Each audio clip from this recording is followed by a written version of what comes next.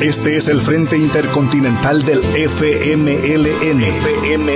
Canal oficial para la militancia en el exterior. Rompiendo el cerco mediático. De pie cantar que vamos a triunfar. Avanzan ya banderas de unidad. Y tú vendrás marchando junto a mí. Y así verás tu canto y tu bandera.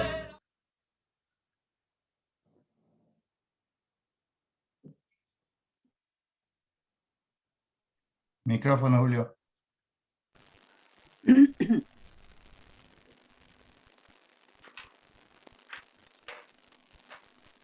Muy buenos días, muy buenas tardes o muy buenas noches. Donde quiera que usted se encuentre sintonizando esta transmisión, desde ya le damos la más calurosa bienvenida a este nuevo programa organizado por el Frente Intercontinental del FMLN, canal oficial de la militancia en el exterior, rompiendo el cerco mediático y puente de la solidaridad internacional con el pueblo salvadoreño. En esta ocasión tendremos en este conversatorio a Karina Sosa, diputada del Parlacén por el Frente Farabundo Martí para la Liberación Nacional, con quien estaremos conversando sobre temas coyunturales y de actualidad para con el pueblo salvadoreño. Mi nombre es Julio César Relejeño y pertenezco al colectivo digital Toronto, Canadá. Y en esta ocasión me acompaña mi compañero Félix Ranchero, a quien le pedimos que se presente, así como también a nuestra invitada especial. Adelante, Félix. Muchas gracias, Julio. Buenos días, buenas tardes, buenas noches a todos aquellos que siempre están pendientes de la voz legislativa de la fracción del FMLN en El Salvador.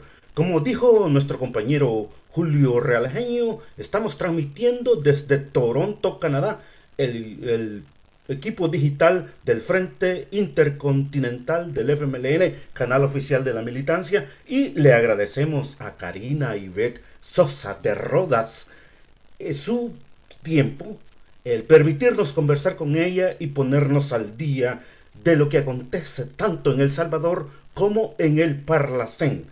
Hablando de Karina Ivette Sosa, ella es una política salvadoreña y miembro del Frente Farabundo Martí para la Liberación Nacional. Actualmente secretaria adjunta del FMLN.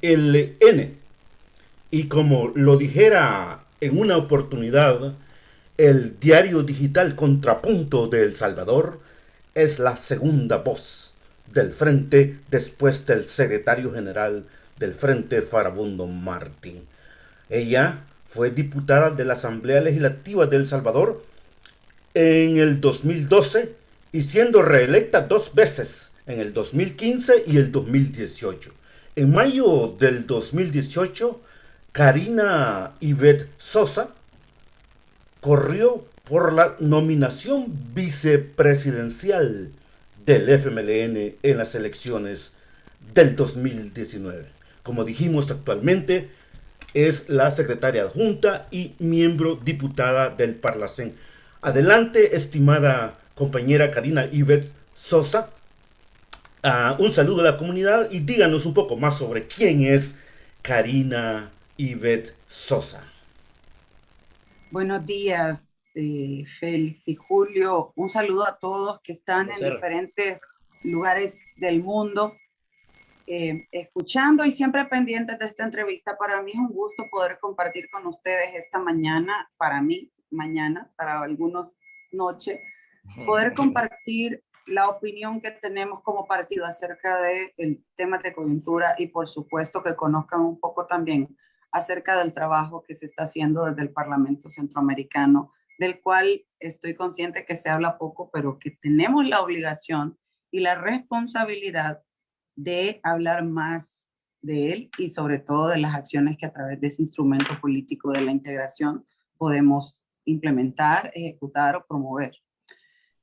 Bueno, estamos en este momento viviendo múltiples situaciones en nuestro país y me encantaría poder hablar de cada una de ellas. Estoy consciente que el tiempo es muy corto cuando uno está en una entrevista porque hay tanto tema que abordar que se hace breve el tiempo, pero estoy a la disposición de ustedes para poder intercambiar sobre los temas que así consideren.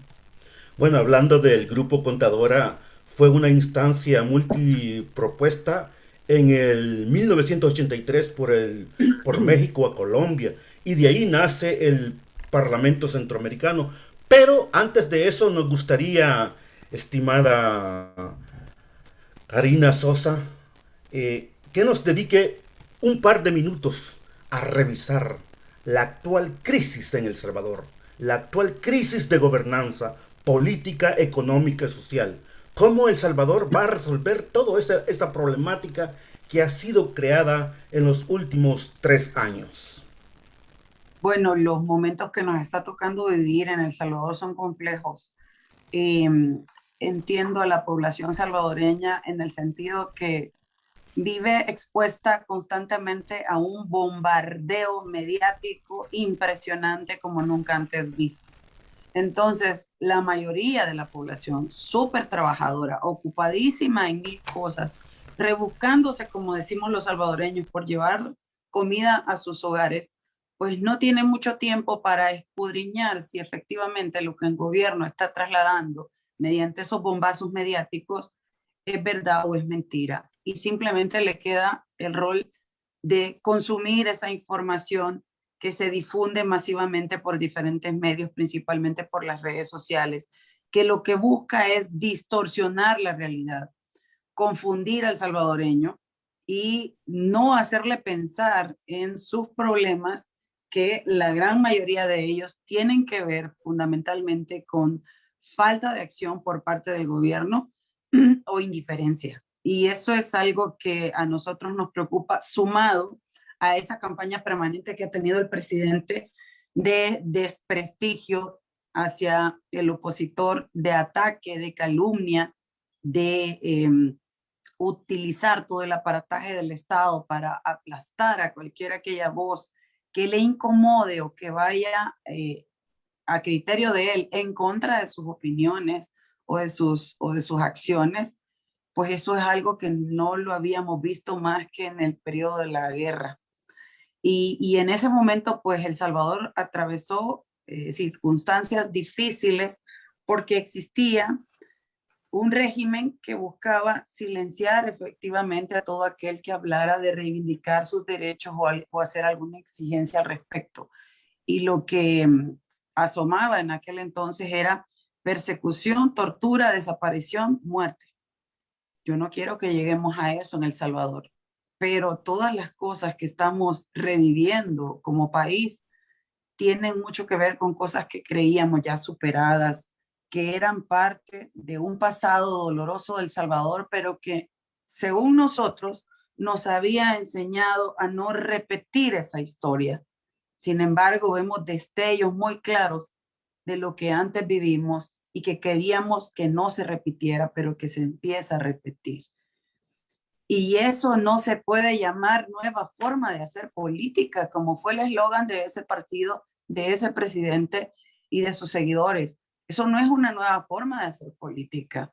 Ellos tildaban a la clase política del momento durante su campaña, la tildaban de dinosaurios y de retrógrados.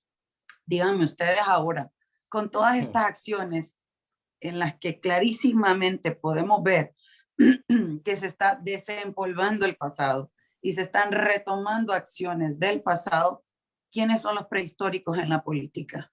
¿Quiénes son los dinosaurios de la política? Los que señalan, los que atacan, los que persiguen, los que aplastan, esos son los dinosaurios de la política.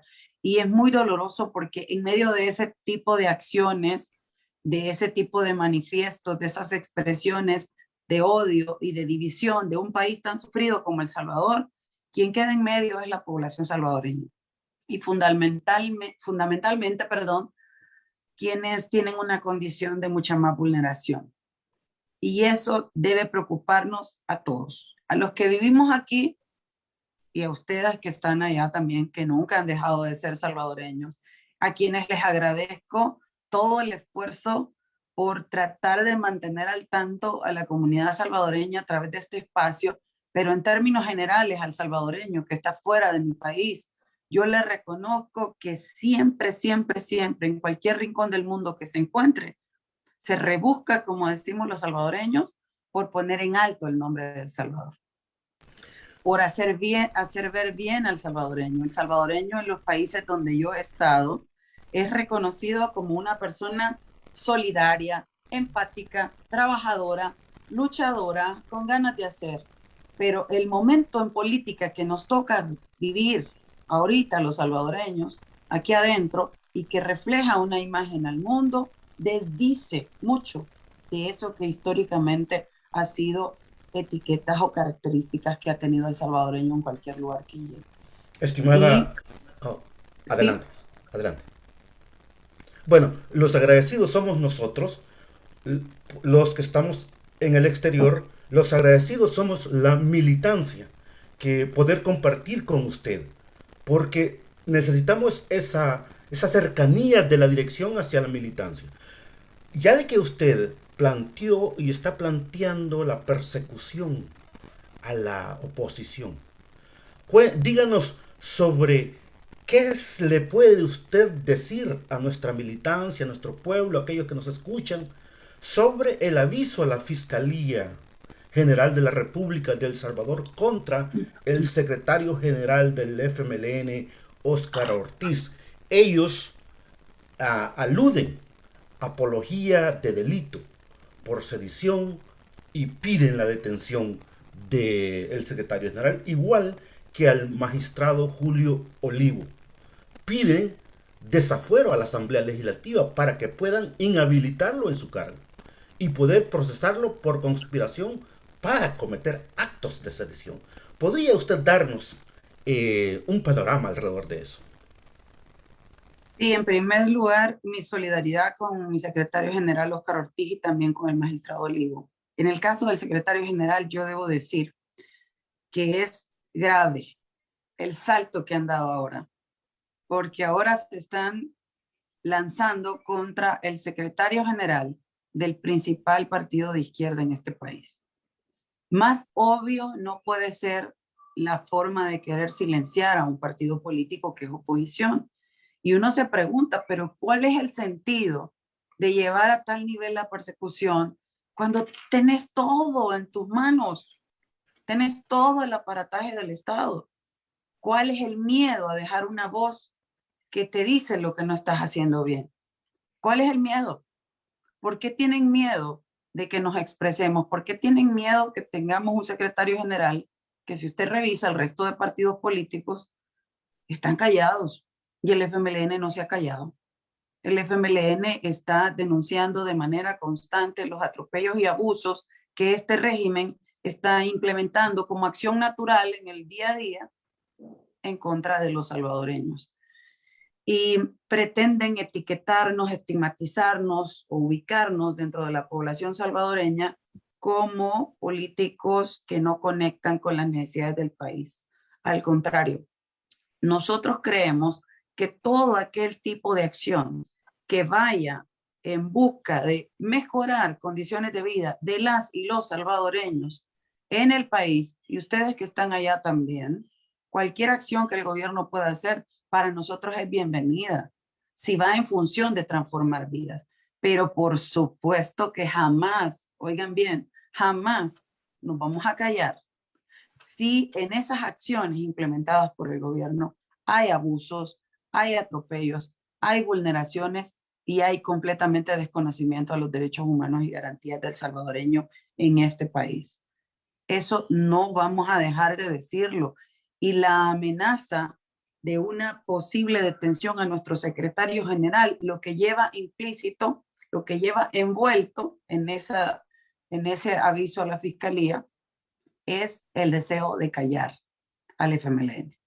Es el deseo de que el FMLN se someta, se calle, porque calladito se ve más bonito, no diga nada, porque yo, el presidente, quiero hacer lo que quiera con este país. Y eso no puede ser así. Creemos que acciones como el tema de las que van al encuentro de atender y de castigar la delincuencia en este país, deben ser promovidas en el marco de respeto. Nosotros creemos que se le debe quitar ese flagelo a la señora vendedora de tortillas, a la vendedora de fruta, al vendedor de pan, al sastre, a todos aquellos que han tenido renta. No deben seguir pagando renta a la pandilla. Creemos que no debe ser así. No debe seguir muriendo gente inocente en manos de delincuentes. Eso es condenable a todas luces. Condenable. Y creemos que las acciones que el gobierno implemente para atender de manera responsable todas esas acciones que van en contra todos esos delitos que van en contra de la población, tienen nuestro acompañamiento. Mas no así cuando se lleve implícito a personas inocentes. Y eso es algo que hemos estado viendo de manera reiterada en este régimen de excepción, que lo que busca es quitar derechos y garantías constitucionales para que la autoridad pueda supuestamente perseguir únicamente delincuentes. Pero ¿qué me dicen del caso, de todos los casos que hemos visto de gente inocente que ha sido capturada? Pero voy a poner el último, que salió el día de antier, no sé si ustedes se dieron cuenta. Una mamá que hasta creo que recién tuvo que hacer su Twitter para denunciar. Yo lo vi en Twitter. Vi el clamor de una madre que le habían capturado a su hijo de 27 años con problemas mentales, con una discapacidad mental. La señora ponía la foto de su hijo capturado y ponía las fotos de las cartas en donde hace constar que él tiene una discapacidad mental y de varias instituciones que atienden a las personas con discapacidad. Tienen firma, tienen sello de esas instituciones donde constata que efectivamente es una persona con discapacidad. Pero fue capturado y golpeado por la autoridad. Pero además se le adjudica el delito de agrupaciones ilícitas cuando el muchacho colabora con un negocio familiar, según narra la mamá en ese tweet, y lo mandaron a comprar los materiales para la venta de la noche. ¿Ustedes creen que nos vamos a callar ante esas cosas? ¿Ustedes creen que nosotros nos debemos de callar ante eso? Jamás, jamás. Si el FMLN alzó su voz en un contexto de guerra, donde zumbaban balas, donde se arriesgaba la vida, ¿por qué no lo vamos a hacer en este momento donde hay gente que está siendo vulnerada, atropellada, golpeada, pisoteada en sus derechos y no hay quien los defienda? Y a eso el presidente le llama estar a favor de la delincuencia. Miren, no sé por qué cierra sus ojos ante esos abusos y atropellos que él sabe que están pasando y que él sabe que no deben de pasar en este país. Él sabe que tiene a mamá llorando injustamente. Él sabe que tiene a hijos llorando por sus padres, por sus madres, de manera injusta. Y la injusticia no se puede callar. Y aquel que no tiene la oportunidad de hablarlo ante estos espacios, ante los medios de comunicación, o que no tiene un cargo como lo tenemos algunos, pues esa voz de ellos, esa somos nosotros. No estamos hablando por nuestro antojo, por nuestro ego, por ganas de llevarle la contraria al presidente. No. Sea maduro y entienda el mensaje. También ustedes, funcionarios del presidente, sean maduros y entiendan lo que les estamos expresando. No atropellos, no vulneraciones, no violaciones a derechos humanos. Ese es nuestro grito y por eso nos quieren callar. Estimada por eso amenaza el secretario general. Estimada Karina, hay entre algunos analistas y opiniones alrededor de lo que acontece, especialmente con el magistrado Olivo, que el presidente busca deshacerse de la única molestia para hacer el fraude electoral que ya está en marcha. Porque Olivo advierte que la reelección presidencial sería un golpe de Estado a la Constitución de El Salvador. ¿Qué nos puede decir de eso? Es lo que estoy mencionando. O sea, cuando a él le estorba a alguien, cuando a él le incomoda a alguien, cuando él siente que hay una voz que aunque es una gotita, pero es una gotita que está cayendo en el cemento y todos sabemos qué pasa cuando una gotita constantemente cae en una piedra, es capaz de romper la piedra. Entonces, al tener voces que de manera constante le están reclamando que respete derechos, que respete al pueblo, el pueblo escucha, el pueblo está oyendo la gotita constante y él no quiere que este pueblo despierte. Él quiere seguir teniendo a algunas personas de la población entretenidas con noticias amarillistas, con comisiones como las que hemos visto que se han montado en la Asamblea Legislativa y con otro tipo de distractores, con cualquier distractor que pueda, para que la gente no preste atención a sus problemas y no preste atención que no tiene respuesta real y contundente por parte de la máxima autoridad de este país a esos problemas. Eso es lo que sucede. Quiero callar a quien me estorbe, a quien pretenda despertar al pueblo, porque yo quiero tenerlo dormido. Quiero tenerlo, como decimos aquí, entuturutado, que no se dé cuenta de lo que no estoy haciendo. Pero mire, el hambre no se puede ocultar. El hambre no se puede ocultar, la falta de oportunidades no se puede ocultar. El alto costo de la vida se siente cada día más en este país. Y con este tipo de noticias de que agarro preso a uno, que le hago el gran show y que le monto 50,000 cargos encima, que lo despotrico, que lo hago pedazos, con eso no le va a quitar el hambre a la gente, ni nos va a callar a nosotros. El hambre se va sintiendo cada día más, el alto costo de la vida también, y de esos temas quiere que nadie hable. Mire, si ahora la canasta básica tiene un incremento de cerca de 24 o 25 dólares y la canasta básica ampliada ya anda arriba de los 50 dólares. Y el salario se ha incrementado en este país. El salario es el mismo. Y quiere decir y hacer comparaciones burdas con los países de la región, diciendo que El Salvador está menos impactado en esta crisis por las medidas que tomó en el tema del combustible. Cuando él tomó esas medidas con el tema de los combustibles en este país, ya habían pasado meses de incremento a los productos de la canasta básica. Ya había un impacto, ya había un golpe a la economía de las familias salvadoreñas, ya había un golpe a esos hogares de familias desempleadas, que no hay ni uno trabajando. O sea, ya la crisis estaba instalada. Ya los agricultores tenían que pagar un precio mayor por sus insumos y por las semillas.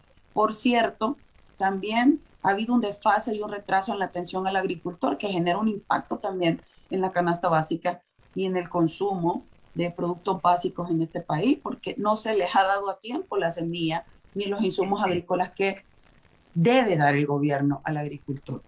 Entonces, vienen y le hacen comparados de la región y le dicen que aquí estamos mejor que en Costa Rica y que estamos mejor que en Guatemala y que en Honduras y que en el resto de países vecinos. Ah, pero no le hacen un comparado de cuánto es el salario mínimo en cada uno de esos países. Estamos hablando de, solo para poner de ejemplo, en Costa Rica ya anda por 700 dólares un salario mínimo. Sube la gasolina, pero usted compara el salario mínimo y compara el salario mínimo de El Salvador y compara el costo de la gasolina, ¿quién está más fregado? ¿Quién está más complicado? Nosotros. Pero le quieren vender ese humo y le hacen la artimaña y le tiran fuegos artificiales, que este es el mejor país, que como este no hay ninguno y que aquí todo está bien. Y entonces uno se pregunta, ¿y por qué están migrando los salvadoreños? Si este es el país de Alicia de las Alicia, el país de Alicia en las Maravillas, entonces, o como se llame, porque todos hacen meme aquí, ¿cómo se llama ese país? Pero es el país de las maravillas. Y entonces, ¿por qué se están yendo los salvadoreños? ¿Por qué me fui a encontrar yo, Karina? No me lo contaron, lo fui a ver, platiqué con ellos, los escuché, me dolió su dolor, aunque suene redundante, me dolió mucho intercambiar con salvadoreños que se están yendo del país de las maravillas. Y entonces uno dice, bueno, ¿y aquí qué pasó? ¿Qué me perdí? Pestañé y sucedió algo quizás en lo que yo pestañé porque no entiendo. Este es el país de las maravillas y en la frontera de Petén, Karina se encontró salvadoreños huyendo por falta de oportunidades, huyendo porque tenían riesgo su vida, un joven de 18 años de San Miguel, no voy a decir más porque no voy a develar su identidad, huyendo porque tenía amenazas a su vida. Y entonces usted dice, ¿qué está pasando aquí? Sin embargo, el tema de la migración, miren, no se quiere hablar, se le ha tirado una cortinita encima a los datos de las estadísticas de los migrantes. Y no vemos, perdón. Hablando de migración y hablando de procesos de desarrollo, pasemos a lo que es su función dentro del Parlamento Centroamericano. Tenemos entendido que el pasado 1 de julio se juramentó la Junta Directiva del Foro Permanente de Mujeres de Partidos Políticos. Y actualmente, en busca de construir alternativas a favor de la mujer centroamericana, ¿cuáles son sus proyecciones a favor de esa mujer, de las mujeres en Centroamérica a través del Parlacén? En primer lugar, debo decirles que me siento una mujer privilegiada. Primero, porque mi partido me confió una responsabilidad importante al considerarme candidata una vez más, y esta vez del Parlamento Centroamericano. Segundo, por la confianza que me ha externado el pueblo salvadoreño, agradezco.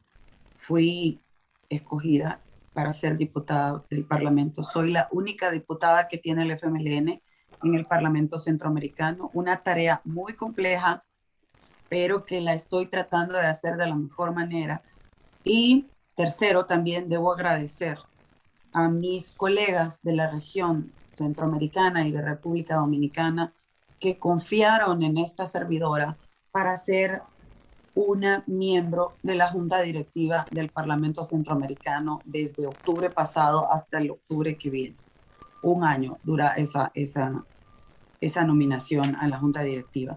Y esa es una altísima responsabilidad que nos permite, como partido y como mujer en política, hacer una incidencia importante en temas de alta trascendencia para la región y por ende para nuestros países. Pero también me permite, en el caso de la Secretaría del Parlamento, entrar a la administración del ente político de la región y que tiene que ver con la integración. Y eso para mí ha sido una oportunidad muy grande, primera vez que incursiono en el espacio del Parlamento y llegué con una responsabilidad muy alta y estoy tratando de hacerlo de la mejor manera, en primer lugar porque me gusta hacer las cosas bien. Me gusta, soy una persona comprometida con lo que hago, trato de hacer lo mejor posible, trato de dejar lo mejor posible parado a mi partido, a mi país, que es una responsabilidad súper grande, pero sobre todo trato de tener siempre en la mente las necesidades de los más vulnerables. Y cuando uno tiene aquí esas necesidades, y cuando uno las siente y tiene empatía, y su corazón duele porque hay que transformar cosas para mejorar vidas, pues las cosas fluyen. Y eso es lo que ha pasado en este caso, pues hemos estado trabajando en varios espacios promoviendo el tema de la participación de la mujer.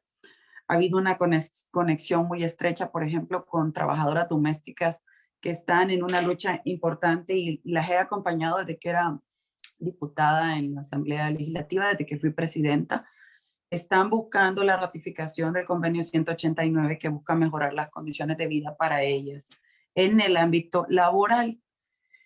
Y lamentablemente en la asamblea solo teníamos los votos del FMLN y necesitábamos 43 para hacer la ratificación durante la legislatura pasada. En este momento pues sigo acompañándolas ahora desde el Parlamento Centroamericano para hacer conciencia en el resto de países de la región que aún no ratifican este instrumento tan importante que lleva implícita la garantía de derechos de las personas que trabajan como domésticas en cada uno de nuestros hogares.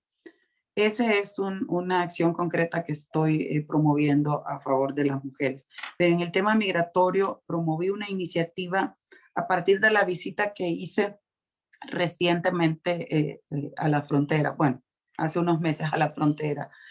Y es que durante esa visita pude constatar también, además de la situación difícil, además de cómo se siente que todavía existan las políticas antimigrantes de Estados Unidos, que son el verdadero muro de la migración en este momento, además de las vulneraciones históricas que han existido en esa ruta migratoria hacia Estados Unidos, pues ahora hay una pandemia que también complica la decisión y ese tránsito del migrante hacia su destino final, que en su mayoría es Estados Unidos, los complica. Y pude ver que muchos de ellos venían con síntomas de gripe, varios no traían ninguna mascarilla ni nada que los cubriera, venían en el mismo bus, niños, adultos, hombres, mujeres, y varios de ellos me externaron que no habían tenido acceso a vacunación.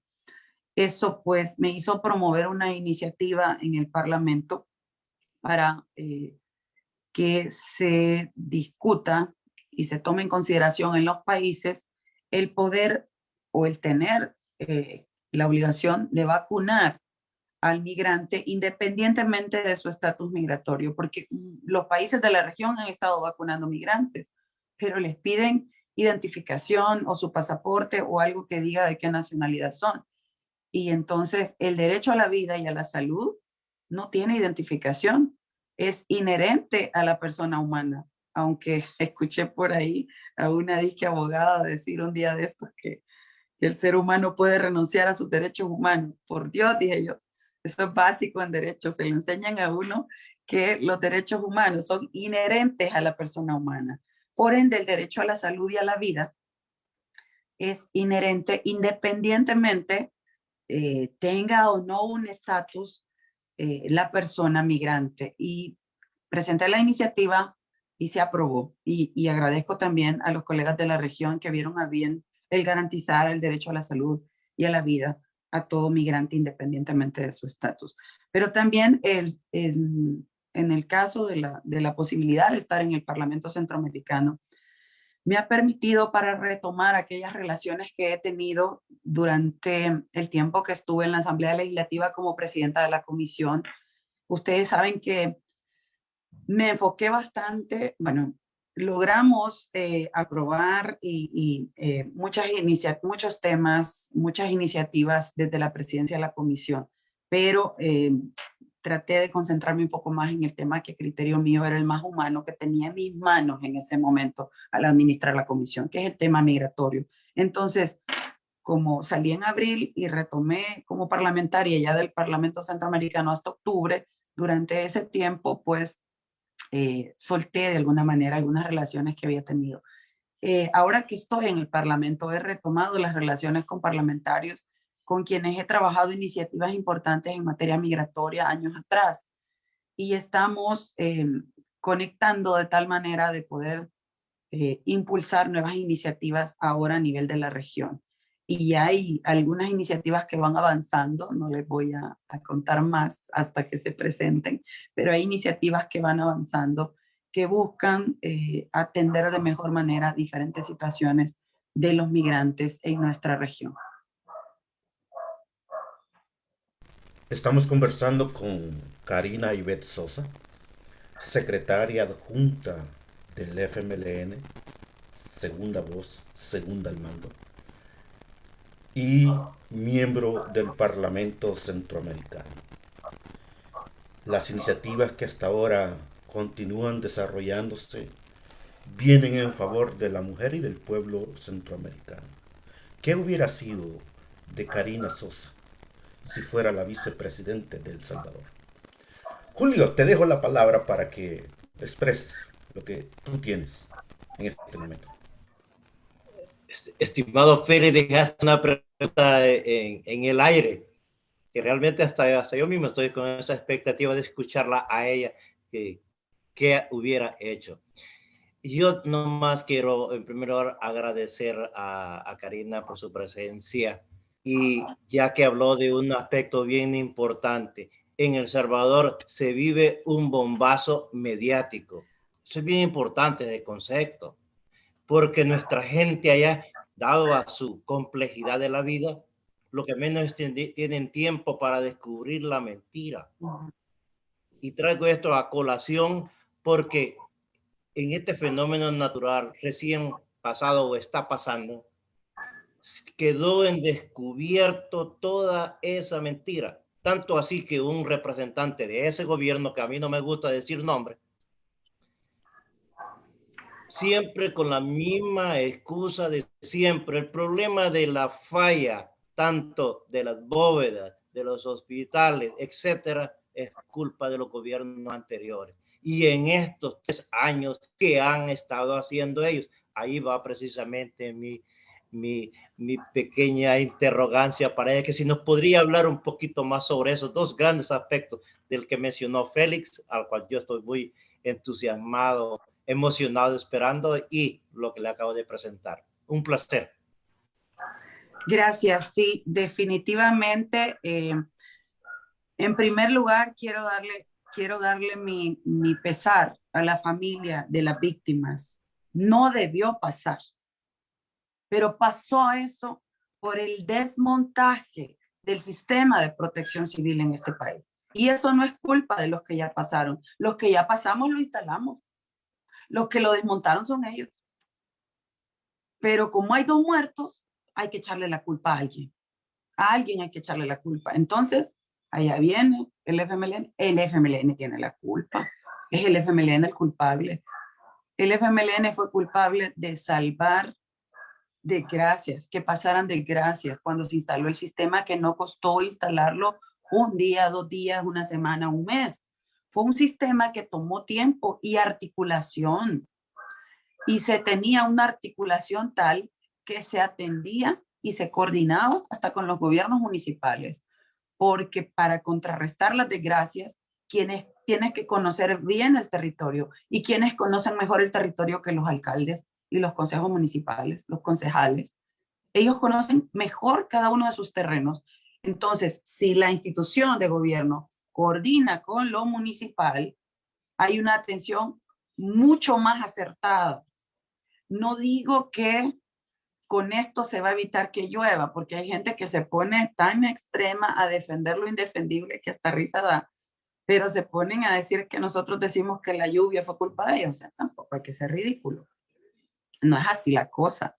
No vamos a evitar que llueva, no vamos a evitar probablemente que existan otras cosas que son parte de una situación del clima. No lo vamos a evitar. Pero si como autoridad usted es responsable, usted debe de tomar en cuenta cosas concretas. Primero, lo que ya existía. Busque qué es lo que falló de lo que ya existía y mejórelo. Que no le dé vergüenza que otro ya lo hizo, o no sienta complejo que otro ya lo hizo y que fue bueno, pero que ahora usted lo tiene que retomar y mejorar. A nosotros no nos afecta que ustedes mejoren lo que hemos hecho.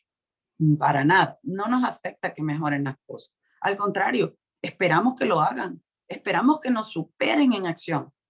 ¿Por qué? Porque queremos al pueblo salvadoreño, porque queremos lo mejor. Entonces, ¿qué es lo mejor para el pueblo? Lo mejor que puede hacer el gobierno. Nosotros lo aplaudimos y lo acompañamos.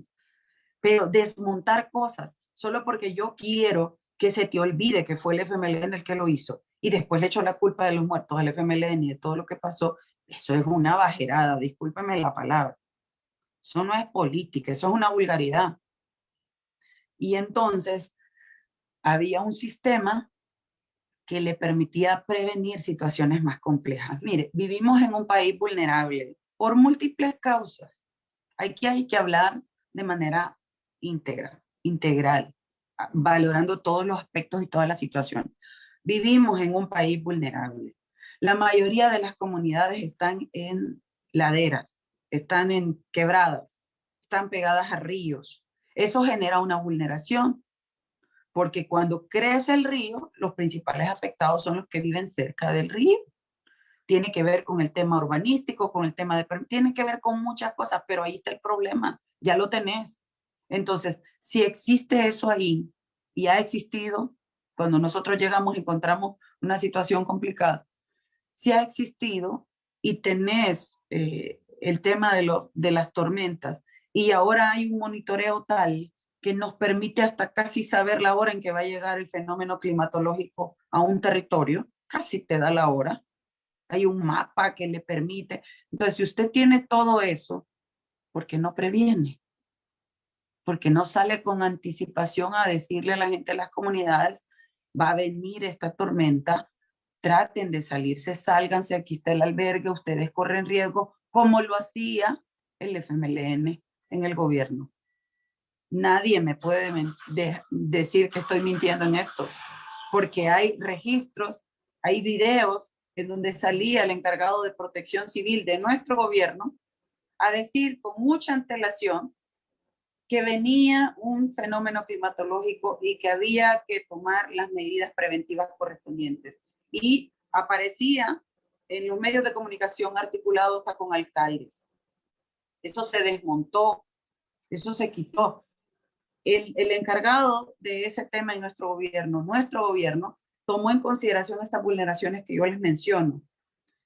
La topografía, el tema de las comunidades de alto riesgo en zonas de ríos, de quebradas, de laderas. Se tomaba en consideración también los pronósticos que estaban a la mano y se hacía prevención. Pero entonces, como eso era bueno, no quiero que te acordes que era bueno, no quiero que te acordes que el FMLN hizo algo bueno.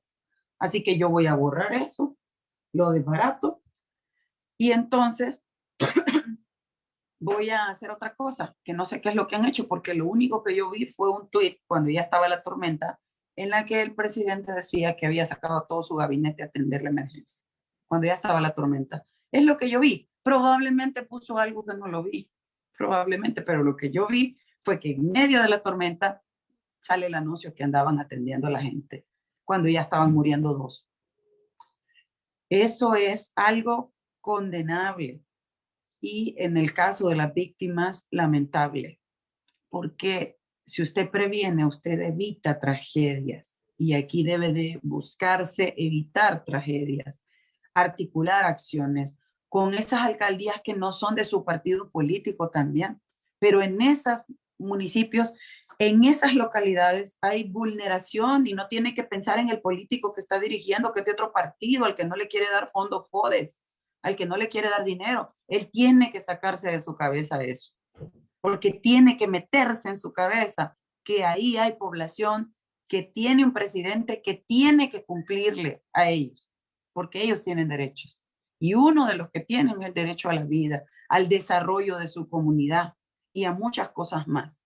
Pero no, estamos ante un tipo que lo que ve primero es la bandera política que está liderando el municipio y entonces no ve la vulneración. Y entonces no ve la necesidad de la comunidad. Entonces no le importa quienes viven ahí, pues, aunque hayan votado por él. Esa es la respuesta que le da a los que han votado por él. Así como la que les ha dado a los salvadoreños en el exterior al decir que nunca hubo voto.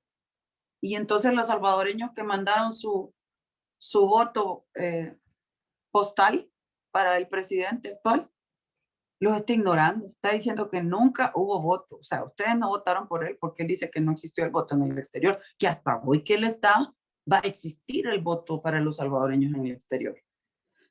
Y ahí junto otro tema, la importancia de la migración, solo es para el que puede votar. No es para el que va en tránsito, no es para el que va en situaciones precarias buscando un mejor destino que aquí no lo ha encontrado, aunque vendan que El Salvador es el país de las maravillas.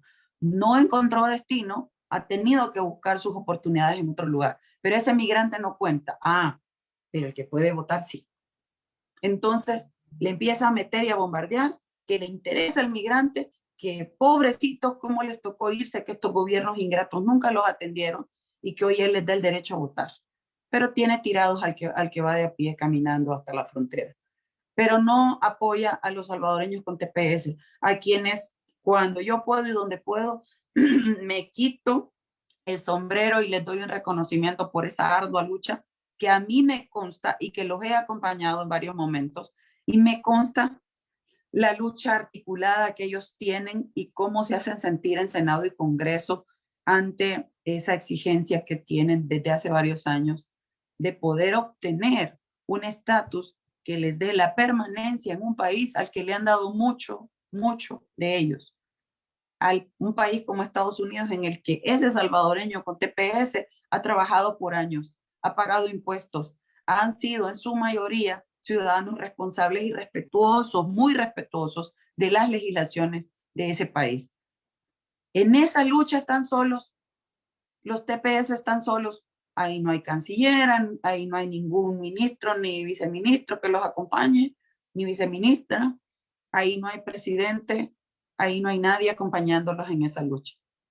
Pero hay una tremenda campaña mediática en redes sociales y donde puedan para decir que nunca le dimos el derecho a votar, lo cual es falso.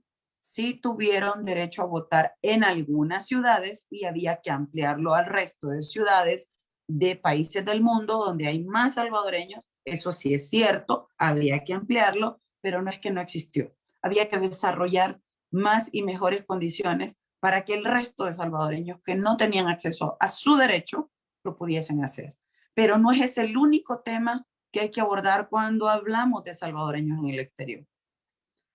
Cuando hablamos de salvadoreños en el exterior, no nos podemos dejar montar categorías de salvadoreños, porque el que ya tiene un estatus no puede ser el único migrante del que vamos a hablar.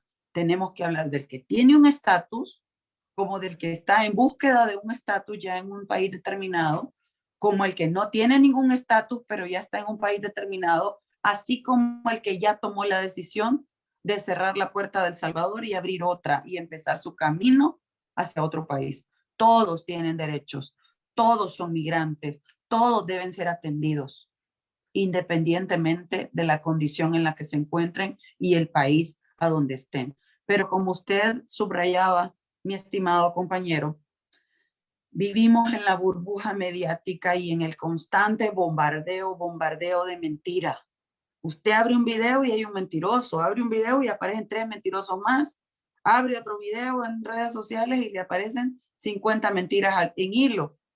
O sea, es una cosa constante que no le permite al salvadoreño abrir bien los ojos y poder encontrar otros planteamientos que le permitan hacer un criterio acerca de la realidad que vive su país.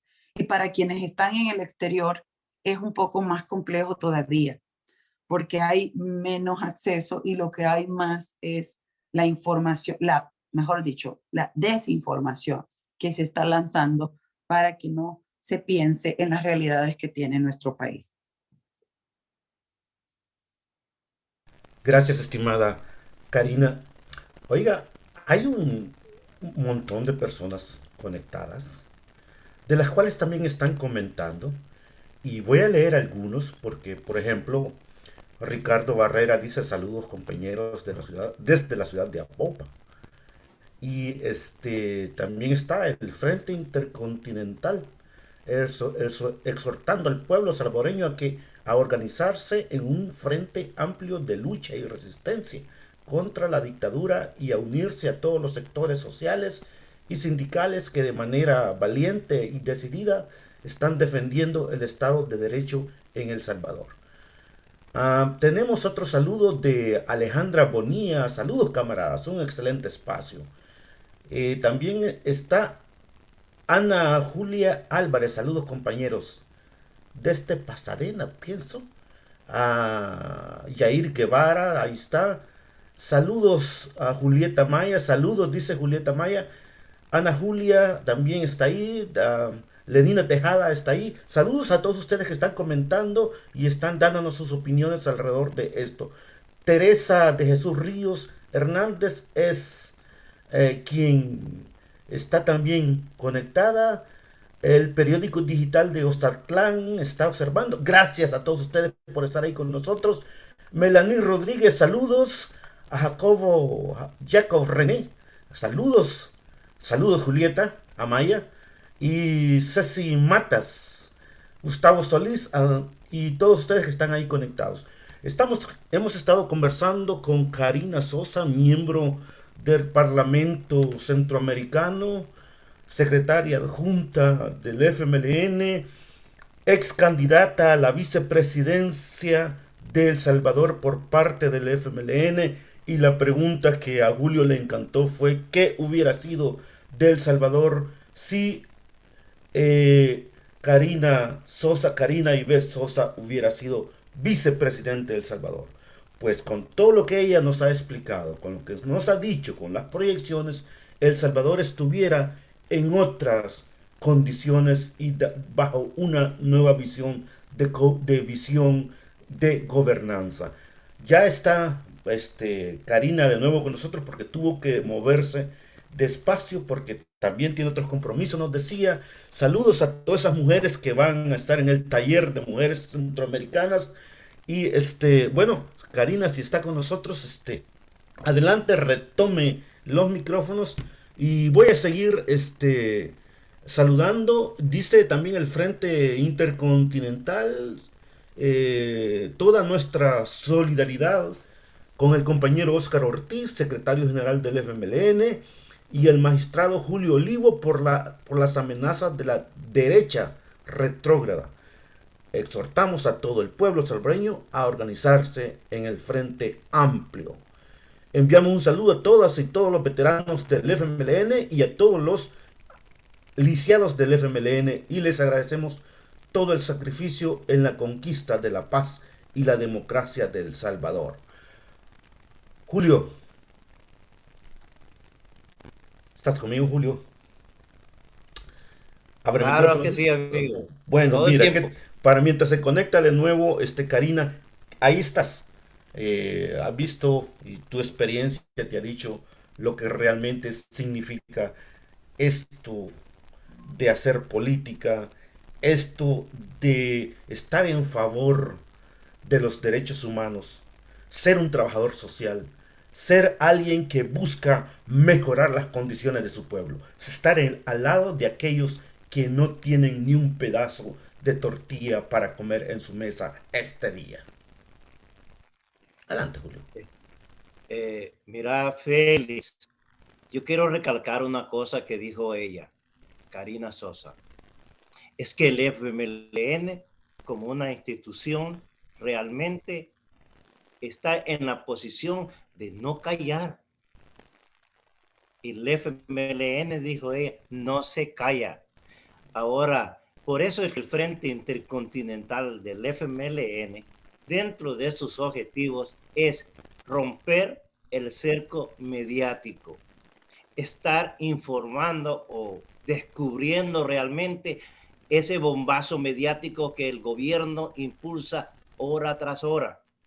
Es nuestra misión y como FMLNistas tenemos donde nos encontremos. No importa dónde estemos, en Canadá, en los Estados Unidos, en Australia, no tenemos que callarnos.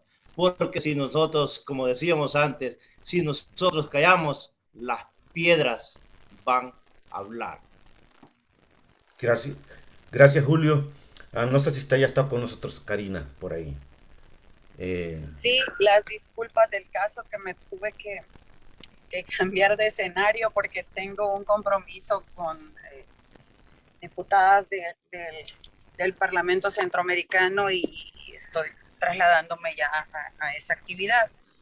Pero no alcancé a escuchar tan clarito las inquietudes y los saludos que estaban haciendo y las intervenciones de quienes han escrito, pero sin embargo les agradezco el pendiente de estar en esta entrevista y definitivamente pues hay mucho que hacer y lo menos que hay que hacer es callarse y lo menos que hay que hacer es dejar de hacer.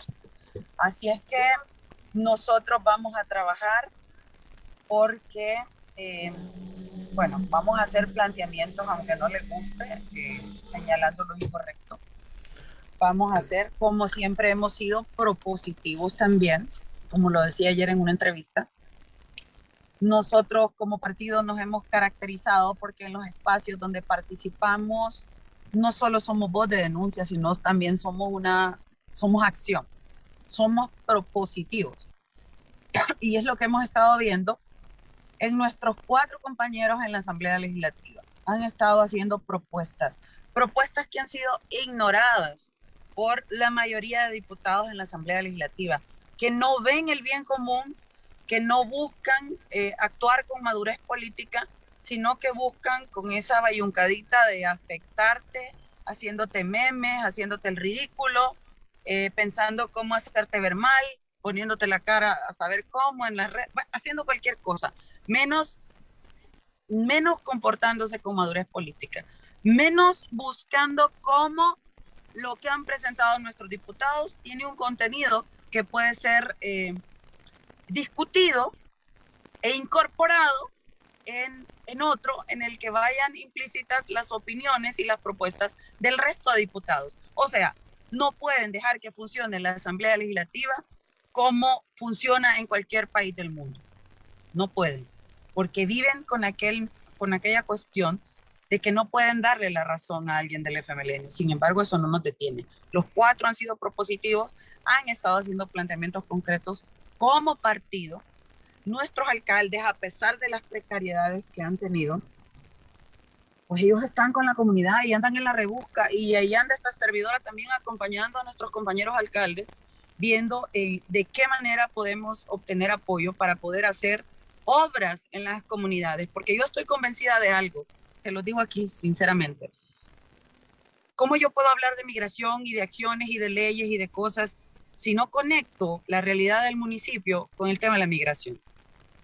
Si un municipio tiene menos desarrollo, un municipio tendrá más migración. Si un municipio tiene menos oportunidades, ese municipio tendrá más migración. Eso es lo que no entiende el presidente. Y le ha puesto la bota aplastante a los alcaldes para que no hagan obras y que no atiendan a sus ciudadanos. Entonces nosotros estamos buscando cómo conectar de manera real con la población y procurando atender esas necesidades. Y ellos andan en la rebusca. En el caso del Parlamento, pues también ya les hablé de algunas cosas que están el partido haciendo a través de mi persona en el Parlamento Centroamericano. ¿Por qué digo esto? Porque aunque no tenemos la cantidad de funcionarios que tuvimos en un momento determinado, lo que sí tenemos es ganas de trabajar. Lo que sí tenemos son ideas. Aquí sí hay ideas y hay sentimiento, conexión con el pueblo. Conocemos la realidad del pueblo, la sentimos, nos duele y actuamos. Y aunque no somos los que éramos antes, la cantidad de funcionarios que éramos antes, pero estamos trabajando por la población. Estamos tomando acción, estamos tratando de hacer cosas que impacten vidas de manera diferente y, por supuesto, positiva. Estimada Karina Ivette Sosa, le agradecemos su tiempo infinitamente. Y bueno, le deseamos lo mejor y los éxitos y el mejor esfuerzo dentro del Parlamento Centroamericano para este pueblo, no solamente salvadoreño, especialmente para la mujer centroamericana. Nos gustaría, nos gustaría ver si usted puede enviarle un saludo a la militancia, al Frente Intercontinental, a sus organismos por todo el mundo, a los salvadoreños, a aquellos que nos escuchan, para despedirnos de esta conversación. Sí, bueno, en primer lugar decirles que estoy orgullosa de todos ustedes.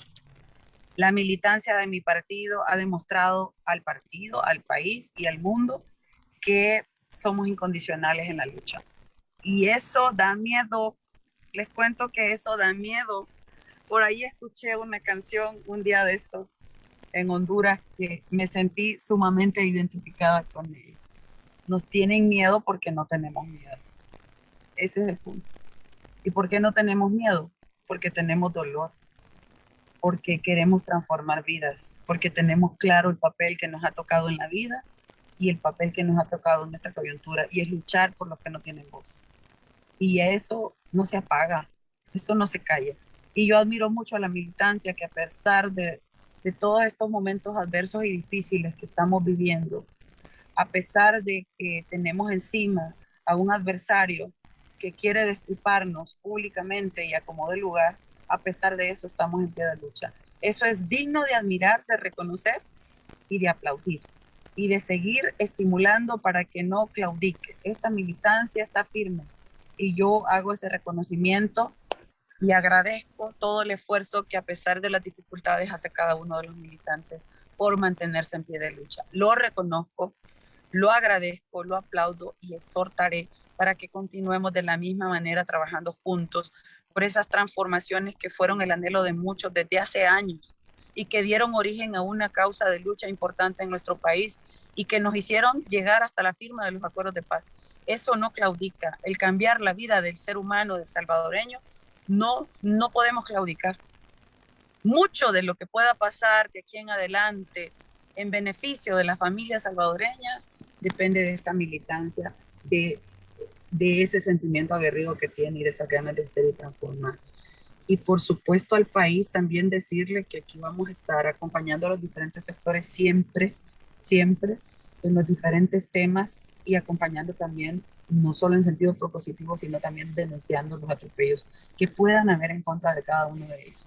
Muchas gracias por este espacio que me han dado en esta entrevista. Para mí ha sido muy buena, el poder conversar con ustedes, el poder intercambiar, el poder dejar algunos elementos que son considerados dentro de nuestro partido y que tienen que ver con esta difícil realidad que vivimos los salvadoreños. Gracias, y estoy a disposición de poder acompañar en cualquier otro espacio y les pido que le den seguimiento al trabajo del Parlamento Centroamericano. Acompáñenme a ver todas esas acciones que como partido estaremos promoviendo. Gracias. Esta fue Karina Sosa, secretaria adjunta del FMLN, miembro del Parlamento Centroamericano, a quien le agradecemos infinitamente su tiempo, su participación. Y aquí hay masa cerebrálica, masa gris para aquellos que buscan desarrollar la visión del ser humano. Muchas gracias, estimada Karina. Estaremos conversando muy pronto sobre lo que es el Parlamento Centroamericano, porque tiene una gran historia desde 1983, pasando por Esquipulas 1, Esquipulas 2 y hasta ahora lo que es el Parlamento Centroamericano. Hasta pronto, se cuida, buen viaje, buen día y que ese taller salga de maravilla. Julio, Gracias. yo te dejo Cuídense. los micrófonos. Gracias. Julio, yo te dejo los micrófonos para que nos despidamos de nuestra comunidad, de nuestra militancia, de todos los que nos escuchan. Agradecemos a nombre del Frente Intercontinental del FMLN la participación de Karina Sosa, diputada del Parlacén del Frente Farabundo Martí para Liberación Nacional, así como también a todas aquellas personas que nos enviaron saludos, comentaron y compartieron. También queremos, antes de despedirnos, invitar a toda la militancia, voy a repetir, invitar a toda la militancia a la unidad, que es preponderante en estos precisos momentos. Y además, que exijamos también la libertad de las y los presos políticos. También queremos agradecer a la ayuda, a la solidaridad internacional que nos han acompañado, nos acompañan y nos seguirán acompañando en estas luchas de liberación por la paz, por la democracia de El Salvador. No más persecución política en El Salvador. Libertad para las y los presos políticos. Dictadura nunca más. Que viva el FMLN.